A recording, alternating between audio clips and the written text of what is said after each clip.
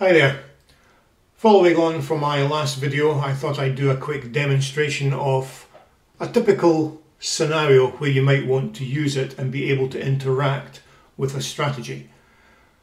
Looking at this tennis match, if I assign this demo here, I'll upload this to Dropbox so you can download it and play with it.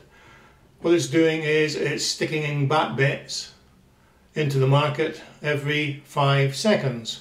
You can see here just above the active part of the market. So there's the next one going in. So I'll do that 10 times.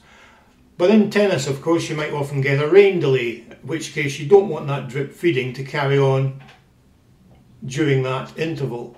So you can pause it simply by using the technique I illustrated to you the other day. Select a runner or a player, deselect it just to make sure it stops that pausing process. But you'll see what's happened here is by selecting that player, this rule has executed,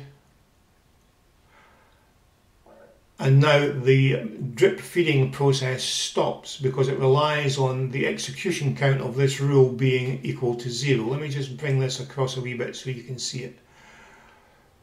Okay, so that's equal to 0 there. We then have another rule essentially structured in the same way, and what this does is simply resets that counter back to 0. So this rule here has an action that resets this counter back to 0, and this rule here has an action that resets that counter back to 0. So you have a toggling mechanism whereby you can pause and resume the strategy. So you'll see here, if I switch to the My Bets tab and scroll the ladder a little bit, we've got a total of 4 trades sitting in. It's 4 trades sitting in the market. Let me just I was about to cancel those, but they've just been taken, so abandon all hope. Switch back to the automation tab. Let's just resume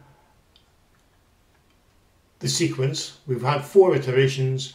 All we need to do is go to the resume strategy option, and you'll notice that I've actually named it so that it's resume strategy, and then it reminds you to select it again and set it back to none to reset it. So if I choose any runner there, go back in there and choose none. So that gets set back to 0. If I was to choose this again, that would then get set back to 0, and the strategy would be paused. But as you can see, the bets have started to go back in again.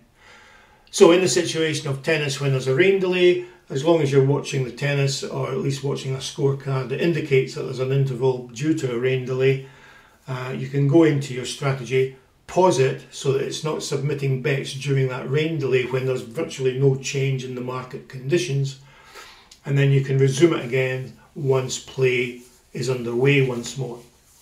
Anyway, so that's a very simple demonstration of why you might want to have that mechanism within your strategies. As I say, you can download this strategy from the Dropbox section.